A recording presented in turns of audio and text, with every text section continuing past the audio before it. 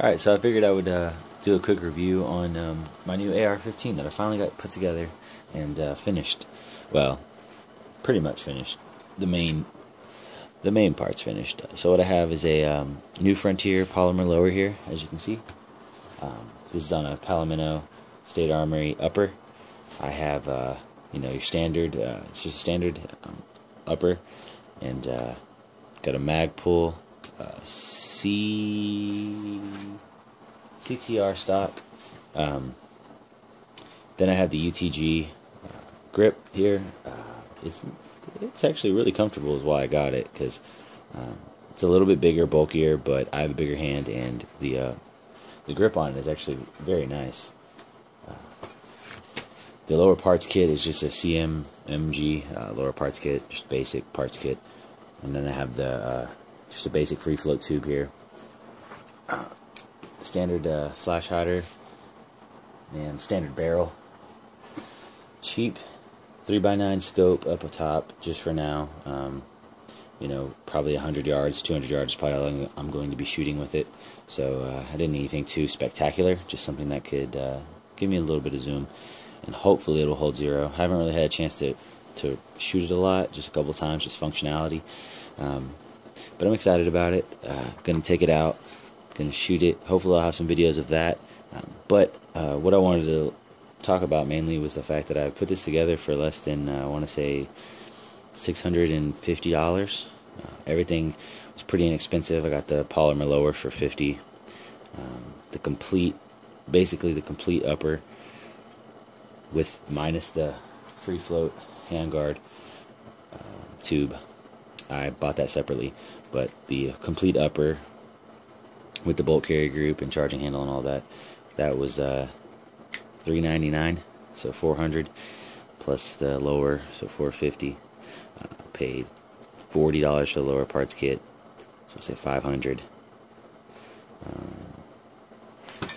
Stock, it's like another $80, I want to say.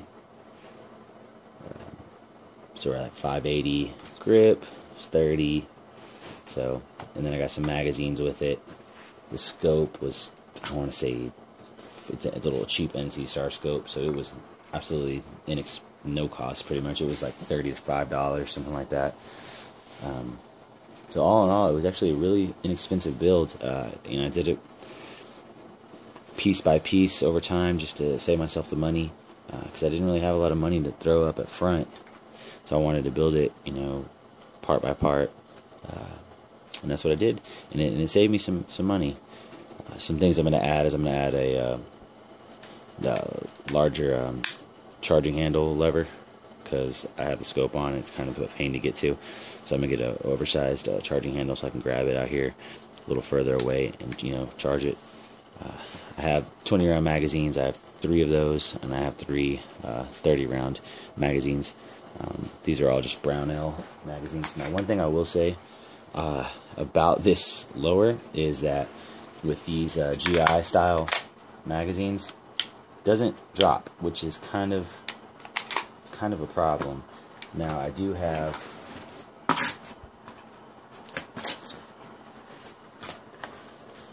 it's another GI. Here we go. I do have a just a cheap IMI polymer magazine, and as you can see, it drops free. So that's kind of a bummer, I guess. But this doesn't wobble at all. It's in there securely. It feeds fine. So this bag I actually got for free from a friend. Can't beat that. So yeah, there's my $650 AR build. I'll do a price breakdown in the description, just so everybody can kind of know exactly what I spent on what parts. But it's still possible to build an AR that you like, that has the features that you want, and not spend a whole lot. This is mainly just going to be like a target rifle. This is based off, they call it I can't remember how it's said, but it's spelled like RECCE build. It's not an SPR because it doesn't have the 18-inch barrel. It's only got the 16-inch barrel. So that's what I put together. I may end up building another AR soon with a 20-inch barrel. Then or I may just build a 16-inch barrel, but with you know, the carbine linked handguard, and make it a light build. Just, you know, really lightweight, and a little more mobile for when I'm shooting on the move or something like that, if I do any type of drills or anything. But mainly all my shots are from a bench or a bipod or something like that, so that's why I don't really mind too much. This is definitely not a light build. Even with the polymer lower, it's still relatively heavy with all the extra stuff on it. Really the fore end is probably the heaviest thing addition, and then the grip is not very light either. So, but all in all, I like it. I hope you guys like the way it looks, and definitely recommend Pallemento State Armory uppers. I have absolutely no complaints about it. I know it's a little hard to get the pins out of the gas block out. That was kind of a pain, but you know, if you have a really nice set of punches and a large hammer, you can get those out with a little bit of time and I guess muscle. But yeah, the lower, it's okay. If you can get it for a good deal, I mean, $50 was what I paid, so if you can get it for a cheap deal, then you know, it's really not bad. The fit on some of the things is a little tight, so like, you know, my takedown pins, I know on some you can just push them and they'll pop right out.